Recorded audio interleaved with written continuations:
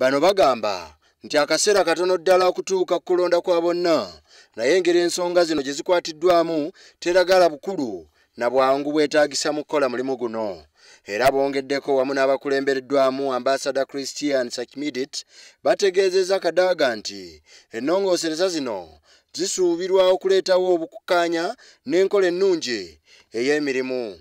Bongeddeko ne bategeeza nti okukubaganya ebirowoozo ku nnongoosereza kukwatiddwa mu ngeri eteri nnungi era ng'eno egenda kuleetawo okutemaatema mu bantu ekintu ekitali kirungi mu nfuga ya demokulasiya. Ennongoosereza mu mateeka g'okulonda ebadde ensonga nkulu nnyo ng'ab'oludda oluvuganya gavumenti bagirambise bulungi nga bwe beetegenda kuwa gavumenti mukisa kukola mateeka gatakkiriza kulonda kwa mazima na bwenkanya.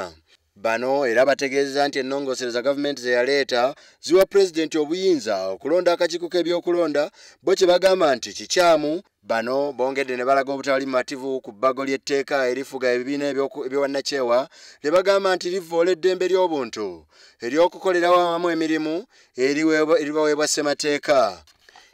Sipiika w'olukiiko lw'eggwanga olukulu Rebecca Alitwala Kadaga bano yabanukudde n'abategeeza nti mwennyamivu nnyo eri gavumenti okuleeta etteeka lino nga obudde bwa paaliyamenti buweddeyo. Ekisanja kya paalimenti kigenda kukoma mu mwezi gwa Maayi omwaka gwa 2016. Ebibiina eby'obufuzi n'akakiiko k'ebyokulonda kamaze okubaga engeri emirimu gye gigenda okutambuzibwamu mu bbanga lino ettono erisigaddeyo okutuuka omwaka ogujja. Kadaga era ategeezezza nti ababaka ba paalimenti ab'oludda oluvuganya gavumenti balina obuvunaanyizibwa okuleeta ebbago erya ssekinnoomu okusobola okuteekamu ebirowoozo byonna ebyetaagisa okulongoosa amateeka, wabula agambye nti bano tebannakola kye balina kukola.